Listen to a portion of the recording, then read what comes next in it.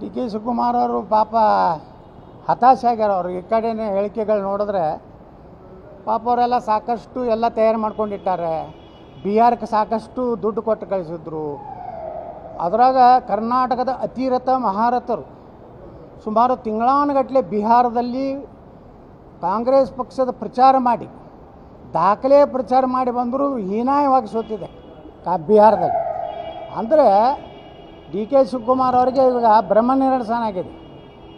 ಏನು ಇವತ್ತು ಸಿದ್ದರಾಮಯ್ಯನವ್ರಿಗೆ ಕೈ ಹಚ್ಚಿದ್ರೆ ಬಿಹಾರದ ಚುನಾವಣೆ ನಂತರ ಕಾಂಗ್ರೆಸ್ ಹೈಕಮಾಂಡ್ ಸಂಪೂರ್ಣವಾಗಿ ಸಿದ್ದರಾಮಯ್ಯವ್ರ ಮುಂದೆ ತಲೆಬಾಗಿ ನಿಂತಿದೆ, ಸರೆಂಡರ್ ಆಗಿದೆ.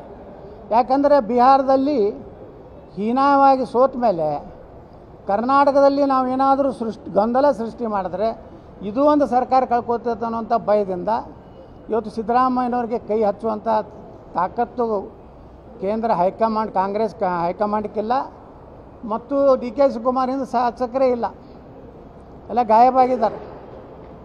ಇದೇ ಒಂದು ಉದ್ದೇಶ ಇಟ್ಟುಕೊಂಡೇ ಹಿಂದೆ ನಾನು ಉಚ್ಚಾಟನೆ ಮಾಡುವಾಗ ದಿಲ್ಲಿಯಲ್ಲಿ ಒಂದು ಚರ್ಚೆ ನಡೀತಿತ್ತು.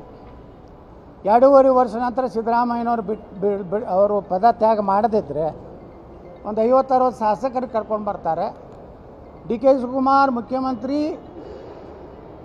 ರಾಷ್ಟ್ರ ಕಂಡಂಥ ಪ್ರಾಮಾಣಿಕ ರಾಜಕಾರಣಿ ವಿಜೇಂದ್ರ ಉಪಮುಖ್ಯಮಂತ್ರಿ, ಇವರಿಬ್ಬರು ನೇತೃತ್ವದಲ್ಲಿ ಸರ್ಕಾರ ಆಗ್ತದೆ. ಆ ಸರ್ಕಾರಕ್ಕೆ ಯತ್ನಾಳ್ ತೊಡಕಾಗ್ಬೋದು. ಅದಕ್ಕೆ ಈಗ ಮೊದಲು ನೀವು ಯತ್ನಾಳ್ನ ಉಚ್ಚಾಟನೆ ಮಾಡಿರಿ, ಅಂದರೆ ನಾನು ಡಿ ಕೆ ಶಿವಕುಮಾರ್ ಕೂಡಿ ಕರ್ನಾಟಕದಲ್ಲಿ ಒಂದು ಸರ್ಕಾರ ಮಾಡ್ತೀವಿ ಅಂತೇಳಿ ಒಂದು ಅಹವಾಲನ್ನು ಕೇಂದ್ರ BJP ಮುಂದೆ ಇಟ್ಟಿದ್ರು.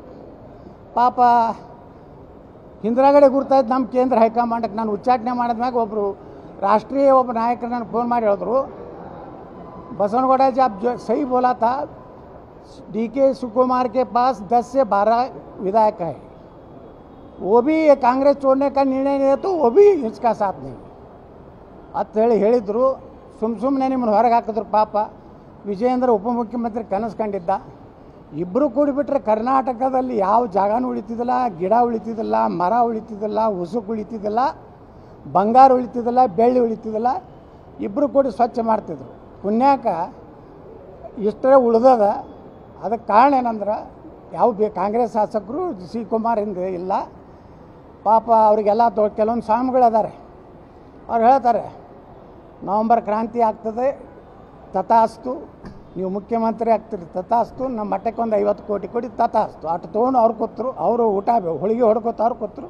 ಇವರು ದಿಲ್ಲಿಯೊಳಗೆ ರಾಹುಲ್ ಗಾಂಧಿ ಮನೆ, ಸೋನಿಯಾ ಗಾಂಧಿ ಮನೆ ಮುಂದೆ ಒಂದು ಬುಕ್ಕ ಹಿಡ್ಕೊಂಡು ಅಡ್ಡಾಡಕತ್ತಾರೆ. ನಾ ಅಧ್ಯಕ್ಷನಾದ ಮೇಲೆ ಇಷ್ಟು ಸ್ವಂತ ಕಟ್ಟಡ ಕಟ್ಟಲಿಕ್ಕೆ ನಿರ್ಣಯ ಮಾಡಿದ್ದೇನೆ, ಇಷ್ಟು ಹಣ ಗೋಳೆ ಮಾಡಿದ್ದೇನೆ, ಬಿಹಾರಕ್ಕೆ ಇಟ್ಟು ಚುನಾವಣೆ ರೊಕ್ಕ ಕೊಟ್ಟಿದ್ದೇನೆ, ನಿಮಗೆ ಬೆಂಗಳೂರಿಗೆ ಬಂದಾಗ ಎಲ್ಲ 5 ಸ್ಟಾರ್ ನಾನೇ ಬುಕ್ ಮಾಡಿದ್ದೇನೆ ಅಂತ ಇವರು ಲೆಕ್ಕ ತೊಗೊಂಡು ಡಿ ಕೆ ಶಿವಕುಮಾರ್ ಅಲ್ಲಿ ರಾಹುಲ್ ಗಾಂಧಿ ಮುಂದೆ ಹೇಳ್ತಾನೆ. ರಾಹುಲ್ ಗಾಂಧಿ ಹೇಳ್ತಾನೆ ನಾನೇ ಜೀರೋ ಆಗಿ ನೀನು ನಿಂದೆಲ್ಲಿ ತೊಗೊಂಡು ಬರ್ತೀವಿ, ಗೆಟ್ ಔಟ್ ತಾವ ಅಂತಾನೆ. ಎಷ್ಟೈತೆ ನೋಡಿ ಕರ್ನಾಟಕ ಇತಿಹಾಸ. Okay sir. ನಿರ್ಭೀತ, ನಿಷ್ಪಕ್ಷಪಾತ, ವಿಶ್ವಾಸಾರ್ಹ ಸುದ್ದಿಗಳಿಗೆ ಮತ್ತೊಂದು ಹೆಸರಾಗಿರುವ ನ್ಯೂಸ್ 18 ಕನ್ನಡ ಈಗ ಆಪ್ನಲ್ಲೂ ಲಭ್ಯವಿದೆ. ದಯವಿಟ್ಟು ಇಲ್ಲಿರುವ QR ಕೋಡ್ ಅನ್ನು ಸ್ಕ್ಯಾನ್ ಮಾಡಿಕೊಂಡು ಆಪ್ ಡೌನ್ಲೋಡ್ ಮಾಡೋದಕ್ಕೆ ಮರಿಬೇಡಿ. ನಿಮ್ಮ ಬೆಂಬಲ ಹೀಗೆ ಸದಾ ನಮ್ಮೊಂದಿಗಿರಲಿ. ಧನ್ಯವಾದ.